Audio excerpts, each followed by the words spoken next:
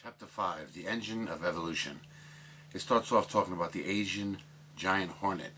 Very scary insect. It talks about how only a handful of them can take out like 30,000 honeybees, like single-handedly in a few hours, ripping off their heads, and it's really something. But it says that some bees are able to fight back. Introduced honeybees are defenseless, but there are bees that can fight off the giant hornet, honeybees that are native to Japan, and their defense is stunning, another marvel of adaptive behavior. When the hornet scout first arrives at the hive, the honeybees near the entrance rush into the hive, calling nestmates to arms while luring the hornet inside. In the meantime, hundreds of worker bees assemble inside the entrance. Once the hornet comes in, all the bees like swarm upon him, like they surround, the hornet. Okay? They all vibrate their abdomens. The bees quickly raise the temperature inside the ball to about 117 degrees Fahrenheit. The bees, by doing that and surrounding the hornet, make it so hot they can tolerate such heat, but the hornet cannot. You see, when you hear stuff like that, it does make you think. It's like, how come bees that aren't native to the area are totally defenseless? They just stand there one by one, they're getting killed. But yet the ones that are from there, they deal with these vicious hornets. They know how to fight them. That shows time, and they learn, they adapt. There is something to it. I mean, obviously, it speaks of how insects can use camouflage to make themselves look like plant life, and they blend in where you could be looking right at a bush, and that bush can have like 10 insects right there on the surface. You won't even notice it because their wings are like the same shape as the leaves. It's pretty fat. And it even says that there's some plants that imitate insects. That's interesting too. It makes you wonder, not to go off on a tangent, but people have rights for, against animal cruelty, and, vegans, and they eat vegetables all the time. How can I even put this? But if you really think about it, how do we know that vegetables and plants and stuff don't have brains too? Or do they have brains, and it's widely accepted that they do? That might sound preposterous to the average person, like, what? How stupid, plants have brains, But then you see something like the Venus flytrap, and there's more going on there than just some accident. Like this thing, it opens up, it looks like it gives off some kind of pheromone scent or whatever. The fly lands there and it catches it. That shows like a thinking process, And it's like, you can even equate this to animals, where they seem like, a dog barks and the cat says meow. But within those barks and meows, there could be thousands of words, in a language that they talk to each other that we cannot understand. It all sounds like the same thing, like Smurf. Smurf this, Smurf that. Remember the show Smurfs? But Smurf has a lot of meanings. Maybe woof and, meow have many meanings. Just because we can't understand or fathom doesn't mean it's not true. I wonder if plants do possess a brain on some level, I would have to say that they definitely do. Like I said, the Venus flytrap, that's not just some kind of like accident happening there. There's purpose there, desire. 3 things are involved in creating an adaptation by natural selection. First, the starting population has to be variable.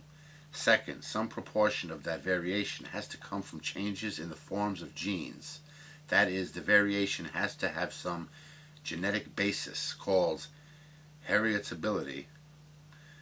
If there were no genetic differences between light and dark mice, the light ones would still survive better on the dunes, but the coat color difference would not be passed on to the next generation, and there would be no evolutionary change. The third and last aspect of natural selection is that the genetic variation must affect an individual's probability of leaving offspring. It's interesting. This brings up what is surely the most widespread misunderstanding about Darwinism, the idea that in evolution everything happens by chance, also stated as everything happens by accident. This common claim is flatly wrong. No evolutionist, and certainly not Darwin, ever argued that natural selection is based on chance. Quite the opposite. It speaks of evolution without selection. But let me get to this part. Animals and plant breeding. Take the domestic dog, a single species that comes in all shapes, sizes, colors, and temperaments. Every single one, purebred or mutt, descends from a single ancestral species, most likely the Eurasian gray wolf, that humans began to select about 10,000 years ago. The American Kennel Club recognizes 150 different breeds, and you've seen many of them. And it speaks of all different ones. But look at this part here. The greyhounds bred for racing with long legs and extreme muscle. But look at this. The elongated, short-legged dachshunds, ideal for catching badgers in their holes. They really use dachshunds to catch badgers? Like, I've seen dachshunds. Wouldn't like a badger like rip them apart? But that's the word they use, catching badgers in their holes. Like I said, I cannot imagine a dachshund taking a badger. Like a badger will f*** up, you know what I'm saying? They're like really strong badgers. Maybe it's a certain kind of badger that's not as tough. I don't know. Domestic dogs range from the 2-pound Chihuahua to the 180-pound English Mastiff, while the weight of a wild dog species varies from 2 pounds to only about 60 pounds. That's interesting that wild, dogs in the wild weigh much less for whatever reason. And look at this part. And there is certainly no wild dog having the shape of a dachshund or the face of a pug. And he says, and there is certainly no wild dog. I wonder if he meant, and there was.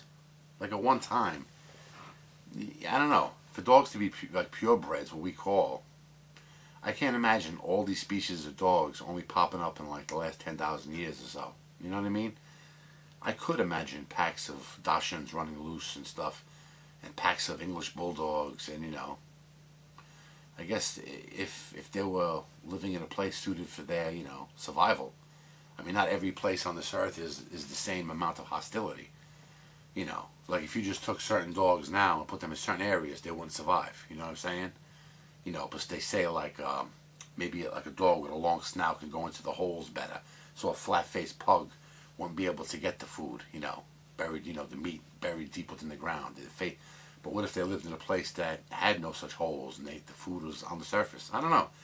I can't, like I said, when I think back on dogs and all animals, but especially domesticated animals, cats and dogs, I can picture like, them running around wild and loose, but they were domesticated.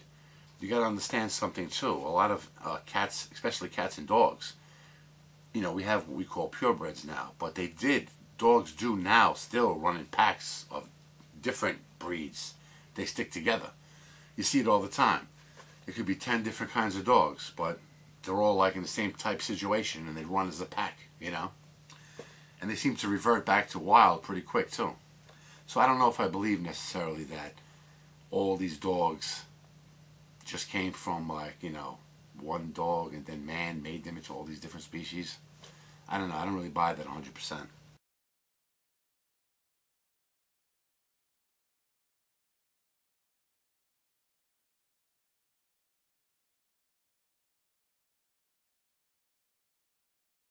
This part here, resistance to drugs and poisons. It talks about how some humans, like initially when antidotes for like sicknesses came out, they worked wonders on people. But then through different generations, I guess the body starts fighting off even like the way a body you can fight off a poison.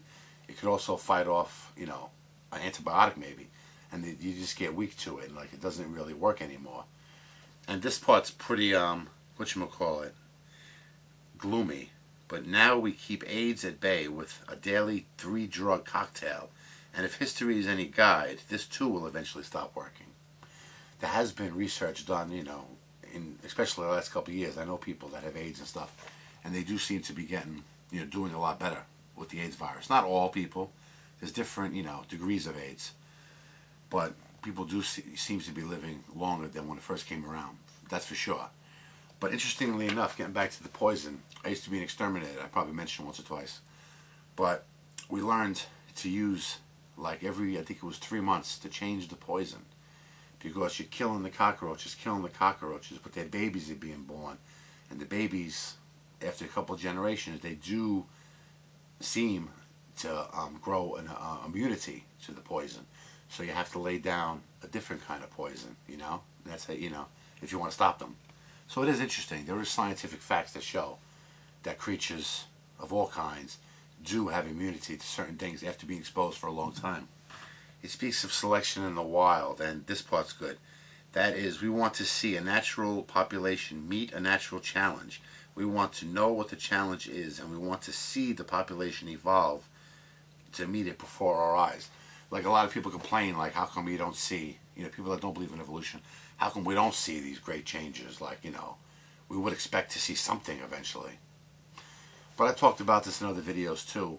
Maybe we are seeing changes right before our eyes, but some people just, you know, maybe it's not happening frequently enough